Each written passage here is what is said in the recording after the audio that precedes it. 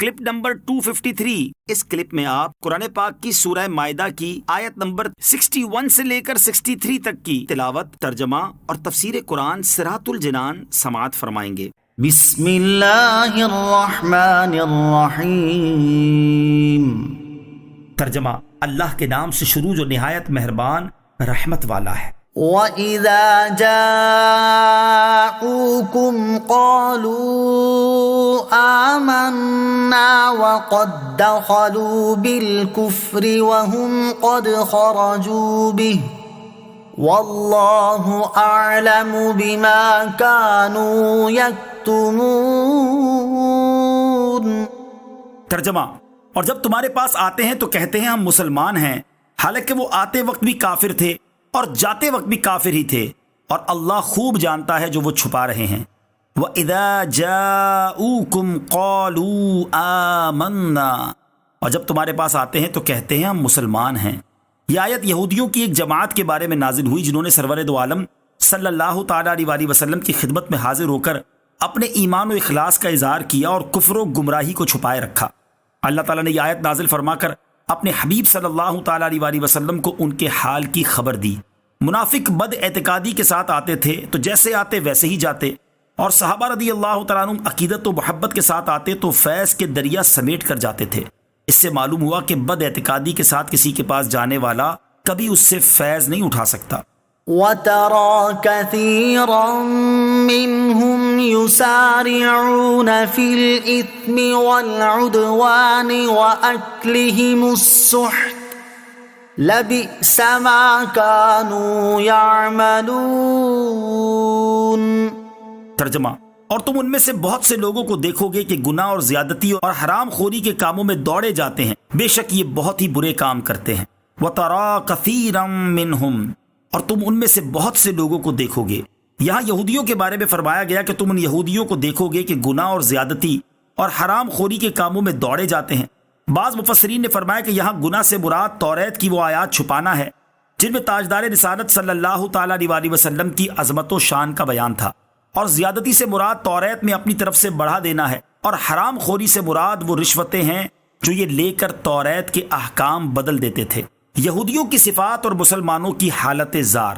ویسے اثم ہر گناہ اور نافرمانی کو شامل ہے، اور یہاں یہودیوں کی جو صفات بیان کی گئی ہیں ان پر غور کرنے کی حاجت ہے کہ ظاہری لفظی معنی کے اعتبار سے گناہ، زیادتی اور حرام خوری کے کاموں میں بھاگ کر جانا ان کی صفت بیان کی گئی ہے، لیکن اب ہمارے ہاں کتنے ایسے لوگ ہیں کہ نیکی کے کام میں تو تاخیر بلکہ ترک کریں گے، لیکن گناہ کے کام میں جلدی کریں گے۔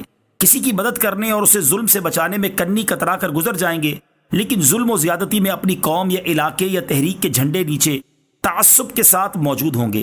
حلال تو ان کے گلے میں اٹکے گا، لیکن جہاں حرام کی توقع ہوگی، رشوت ملے گی، سود ملے گا، خوب ناجائز تجارت کا فائدہ نظر آئے گا، وہاں بھاگ کر جائیں گے۔ وضع میں تم ہو نصارا تو تمدن میں ہنود، یہ مسلمان ہیں جنہیں دیکھ کے شرمائیں یہود۔ اور اپنی حالت کو سامنے رکھتے ہوئے غور کرو کہ کون ہے تارک آئین رسول مختار، مصلحت وقت کی ہے کس کے عمل کا معیار، کس کی آنکھوں میں سمایا ہے شعار اغیار، ہو گئی کس کی نگاہ طرز سلف سے بیزار۔ اور اب تمہارا حال یہ ہے کہ قلب میں سوز نہیں، روح میں احساس نہیں، کچھ بھی پیغام محمد کا تمہیں پاس نہیں۔ لولا ينهاهم الربانيون والأحبار عن قولهم الإثم وأكلهم السحت لبئس ما كانوا يصنعون۔ ترجمہ: ان کے درویش اور علماء انہیں گناہ کی بات کہنے اور حرام کھانے سے کیوں نہیں منع کرتے؟ بے شک یہ بہت ہی برے کام کر رہے ہیں۔ لولا ینہاہم الربانیون، انہیں کیوں نہ روکا ان کے پادریوں نے؟ حضرت حسن بصری رحمۃ اللہ تعالی علیہ فرماتے ہیں اس آیت میں الربانیون سے عیسائیوں کے علماء مراد ہیں، اور الاحبار سے یہودیوں کے علماء مراد ہیں۔ اور ایک قول یہ ہے کہ دونوں الفاظ یہودیوں کے بارے میں ہیں کیونکہ یہ آیات یہودیوں کے متعلق نازل ہوئی ہیں، اور ایک لفظ سے یہودیوں کے درویش مراد ہیں اور دوسرے لفظ سے یہودیوں کے علماء مراد ہیں۔ علماء پر برائی سے منع کرنا ضروری ہے۔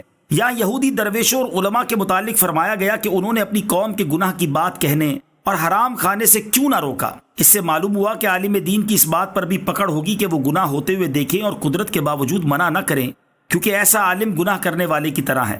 امام فخر الدین رازی رحمۃ اللہ تعالی فرماتے ہیں، گناہ روحانی مرض ہے اور اس کا علاج اللہ تعالیٰ کی، اس کی صفات کی اور اس کے احکام کی معرفت ہے، اور یہ علم حاصل ہونے کے باوجود گناہ ختم نہ ہو تو یہ اس مرض کی طرح ہے جو کسی شخص کو ہوا اور دوائی کھانے کے باوجود وہ مرض ختم نہ ہو، اور عالم کا گناہ کرنا اس بات کی دلیل ہے کہ اس کا یہ قلبی مرض انتہائی شدید ہے۔ عالم پر واجب ہے کہ خود بھی سنبھلے اور دوسروں کو بھی سنبھالے۔